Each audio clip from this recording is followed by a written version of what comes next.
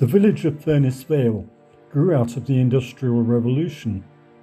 Prior to the late 18th century, life was centred around Yeardsley Hall and some outlying farms. All that existed otherwise was a colliery and a small iron furnace that gave the village its name. The story of this locality, however, may be traced back to a much earlier time. These lands, west of the River Goyt, are believed to have been occupied during the Bronze Age, and they once formed part of the Royal Forest of Macclesfield. These were royal hunting lands owned by the Earls of Chester, a title created in 1067 and held since 1301 by the heir to the throne. The designation of an area as a royal forest was an 11th century concept that set aside lands as hunting preserves and did not necessarily refer to woodland. Deer, wild boar, and even wolves would be hunted. The existence of the Cheshire coalfield suggests this area was densely forested over 300 million years ago. On the eastern side of the river was the Royal Forest of High Peak. This was owned by the Duchy of Lancaster, and in later times was leased to the Dukes of Devonshire. In 1900, when construction work was taking place at the railway junction near Marsh Lane, a 16th century hunting sword was found. It would have been similar to the one in this picture. Attached to it were the remains of a wooden sheath. It had been discovered amongst a pile of bones. Whether these were human or animal was never established. And follow the footpath between Broadhay Farm and Redmore Farm. Halfway along, where Derbyshire and Cheshire meet, is Kiln Knoll. This double mound, according to the Derbyshire Heritage Gateway, is a Bronze Age barrow. These burial mounds are found in their thousands throughout Britain and are between 3,000 and 5,000 years of age. They contained a stone-lined chamber and were sometimes open to receive additional family graves. Kiln Knoll is hollowed out, suggesting that it may have been robbed, either of stone or of treasure. Historic England, on the other hand, suggests that this may have been a post-medieval lime kiln, or a quarry of an age between 300 and 500 years. Such kilns were usually small stone-built structures and burned lime for mortar or agriculture. It would be a long haul, however, to carry heavy limestone from Dove Holes or Peak Forest, with a long climb out of Whaley Bridge to this remote location. Without an archaeological study, we can only speculate about Kiln Knoll. Within sight of these mounds is Buxton Old Road, or Disley Tops. This is the former Roman road between Manchester and Buxton, constructed between 1800 and 1900 years ago. The modern road closely follows the ancient route until reaching Stoneheads, where it diverts into Whaley Bridge. On the other side of this road, high up on Whaley Moor, is the monolith known as the Dipping Stone. This is the base of a medieval waymarker or boundary stone. The two upright stones are missing, and the remaining hollows may once have been used for baptisms, or possibly as a plague stone, hence the name.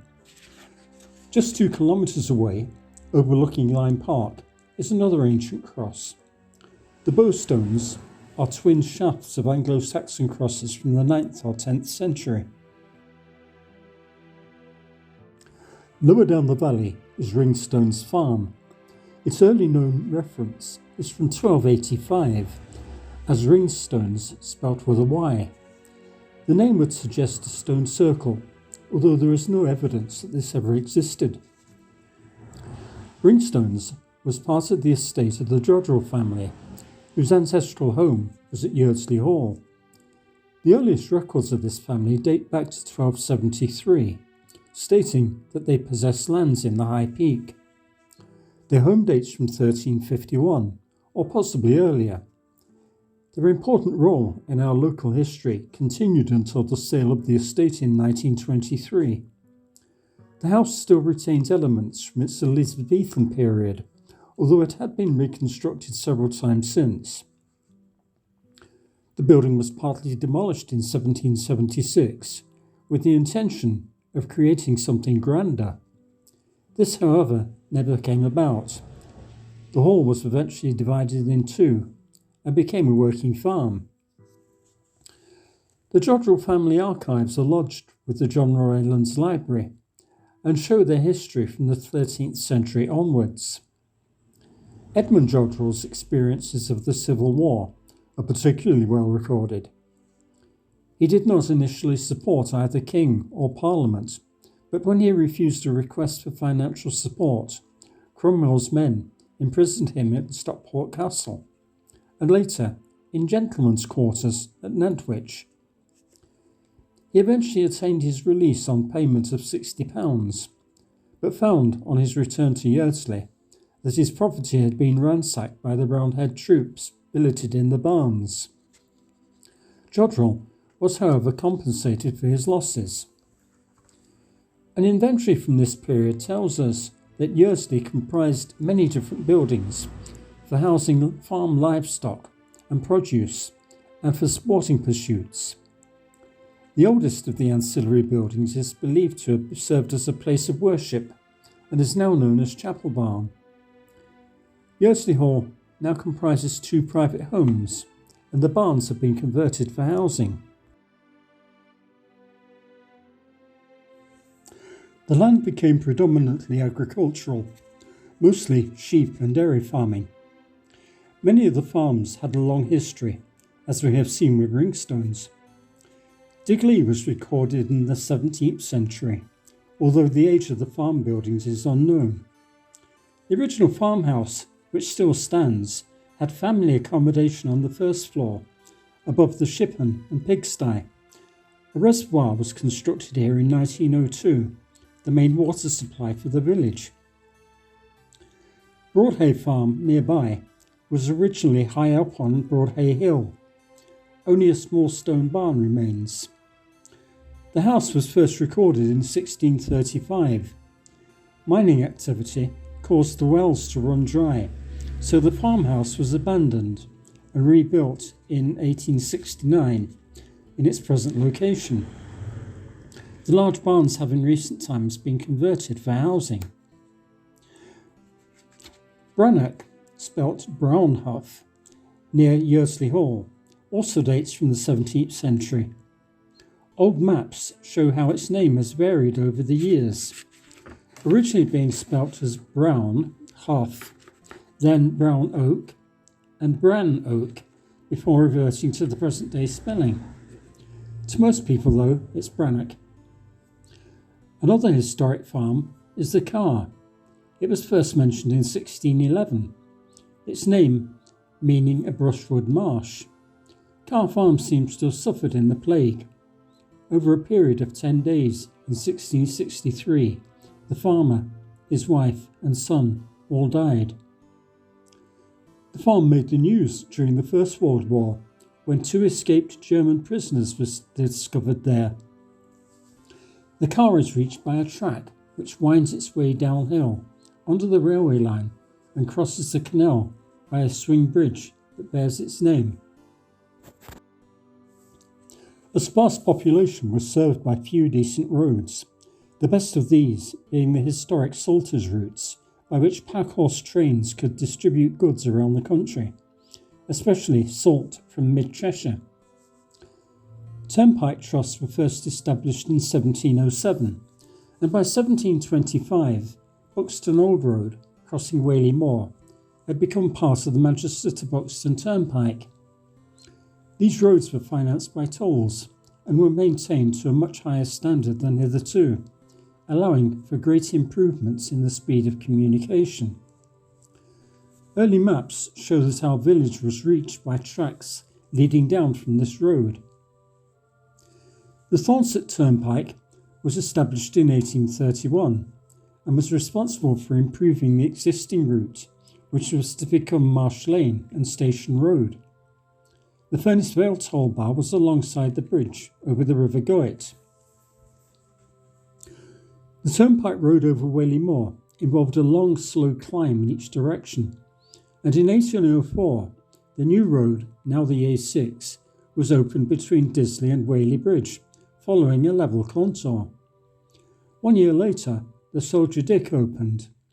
It replaced the Povett Stoneheads, which had lost all its passing trade, and the licence was transferred. Development of the village quickly followed, with houses and shops being built along Buxton Road, Yeardsley Lane and Station Road. Improved roads led to much faster and more extensive communications.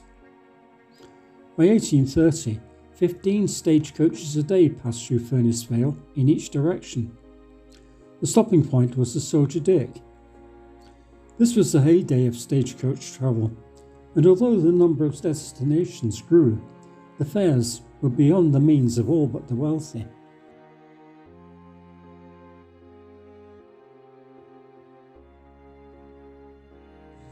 Coal had been mined in Furness Clough since at least the 18th century, although only on a small scale. An iron furnace, or bloomberry, was located where later the brickworks was established and was first recorded in 1790. This would have been quite small, little more than 1.5 metres high, and most likely fired by charcoal. It may have looked like this Roman furnace at Neath, or this medieval furnace at Darlaston. Iron ore would have been found amongst the local coal seams. The furnace was on Jodrell land, and the output was known as Jodrell Pig. The iron found its way in the early 18th century to forges as far away as South Yorkshire and Nottinghamshire. Early maps indicate the furnace, and this became the name of our village. Furness Vale isn't recorded until 1821, and both versions seem to have been in official use for at least another 20 years.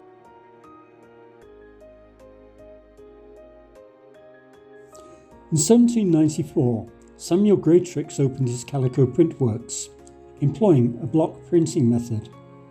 He probably chose his location because of the proximity of the River Goyt and a ready supply of water. The site was also adjacent to the Peak Forest Canal, then under construction, and only a short distance from the coal pit. The canal opened in 1796, having taken just 4 years to build. The locks at Marple, however, did not come into use until 1805, necessitating transshipment in the meantime. The Furness Clough mine made early use of this form of transport and laid a railway line down to their own canal wharf. Much of the coal from our local collieries was destined for the lime kilns at Bugsworth and was transported there by narrowboat. The print works, the canal, and the new turnpike road came within a 10-year period, and together were the catalyst for the growth of our village. The coming of the railway brought an end to the coaching trade. The promotion of the line between Stockport and Whaley Bridge was advertised in newspapers in 1853, and within 4 years, the first passenger train arrived at Furness Vale. It was built by the Stockport, Disley and Whaley Bridge Railway Company, but operated from the start by the London North Western Railway. It was 1863, however, before the line reached Buxton. In the meantime, horse buses provided a link from Whaley Bridge. In 1867, a second railway reached our valley. The Midland Line followed a route east of the River Goyt and ran services between Manchester and Derby, with expresses to London and a branch to Buxton. The nearest stations to Furness Vale, however, were at New Mills Central or Bogsworth. At Gow Hole, the railway built an extensive marshalling yard.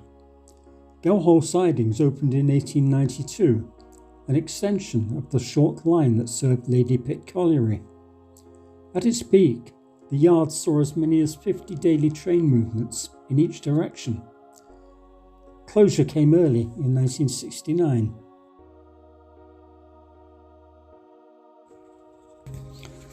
Coal was mined at Bank End, at Ringstones, and at the much larger Lady Pit on the Bugsworth side of the valley. The mine at Furness Clough may have operated as early as the 17th century. It was certainly the longest worked in the Cheshire coalfield. Production only came to an end in 1963. Ownership had changed on a number of occasions until in 1905 it was taken over by the experienced mining engineer Richard Knowles. Between the coal seams at Furness Clough, clay had been found. In 1890, the Clough Brick and Tile Works was founded and manufactured fire bricks for the lining of furnaces, tiles and firebacks. Both the colliery and brickyard came under the same ownership. Production at the brickyard continued until recent times. There had been a number of small pits at Bank End. The mine at Elliebank closed in 1921, and Morewood, or Potter's Hay Colliery, closed in 1936. Ringstones mine dated from the early 19th century. It was only a small mine with 2 shafts and closed in 1896 due to flooding. The capped main shaft can still be seen in the midst of Ringstones Caravan Park. Lady Pit at the start of Dolly Lane was worked by the local coal owners, the Hall family. The brothers Elijah and Levi Hall at one time owned Furness Clough Colliery, as well as a number of other mines in Bugsworth and Whaley Bridge. Competition, exhausted workings and floodwater led to the demise of this extensive mine, and closure came in 1903. Coal found a ready market at the lime kilns at Bugsworth, and many of the coal mines were sustained by this industry. The coal was, however, of poor quality, and the opening of railways allowed higher quality fuel to be transported from South Yorkshire for domestic use. This and the decline of lime burning saw the closure of most mine workings. On the southern side of the village, a quarry, which was still in operation into the 1960s and can still be seen today, provided building materials, as did another larger one at Bank End. A number of local farms have evidence of past quarrying, which would have supplied stone for building and for farm walls.